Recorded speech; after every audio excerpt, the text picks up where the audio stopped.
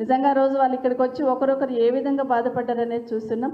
అట్లాంటి ప్రతి దాంట్లో మేమున్నామని భరోసా కేసీఆర్ గారి నాయకత్వంలో కేటీఆర్ గారు కానీ హరీష్ రావు గారు కానీ మిగతా అందరూ కూడా కల్పించే ప్రయత్నం చేసిన విషయాన్ని ఒకసారి గుర్తు చేసుకుంటూ, అది నిజంగానే తట్టుకోలేక ఈరోజు ఈ ప్రభుత్వం ఏదో ఒక రకంగా మాట్లాడుతున్న గొంతులని ముందుండి నడిపిస్తున్న నాయకులను ఇబ్బంది పెట్టాలనే ప్రయత్నం చేస్తున్న విషయాన్ని మనం గమనిస్తూ ఉన్నాం.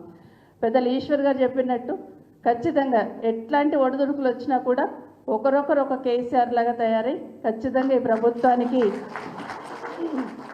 ఈ ప్రభుత్వానికి బుద్ధి చెప్తూ ప్రజలకు భరోసా ఇస్తూ ప్రజలకు అండగా ఉంటూ పార్టీకి ముందుండి నడిపించాల్సిన బాధ్యత ప్రతి ఒక్కరి మీద ఉంది. ప్రతి ఒక్కరి కింది స్థాయి మెంబర్షిప్ తీసుకున్న ఒక అభిమానితో పాటు కార్యకర్తలందరి మీద కూడా ఉందని కూడా మరొకసారి మనవి చేస్తూ, మనందరికీ తెలుసు కేటీఆర్ గారిని ఏ విధంగా ఇబ్బంది పెట్టాలనుకుంటున్నారు. ఒకసారి మనం అందరం గమనిస్తే ఒక్కసారి కాంగ్రెస్ పార్టీ ప్రభుత్వం గ్రాఫ్ పడిపోతుంది అన్నప్పుడు మెల్లిగా ఫోన్ ట్యాపింగ్ అంటారు. అక్కడ ఏముండదు, ఒక రోజంతా చర్చ నడిపిస్తూ ఉంటారు.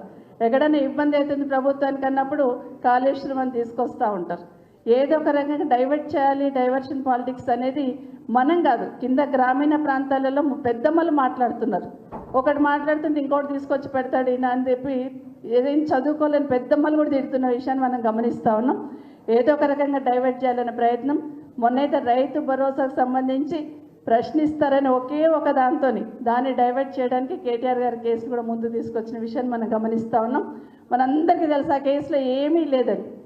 నా మనవాడు 10 years ఉంటాడు. వాడిని నా టీవీలో చూస్తూ కేటీఆర్ గారి గురించి చూస్తున్నప్పుడు ఎందుకు అరెస్ట్ చేస్తారు నాని అని అడిగాడు.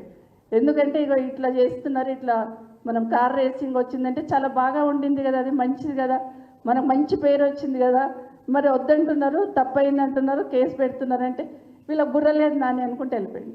చిన్న మాట, ఒకటే మాట అనుకుంటే వెళ్ళిపోయింది.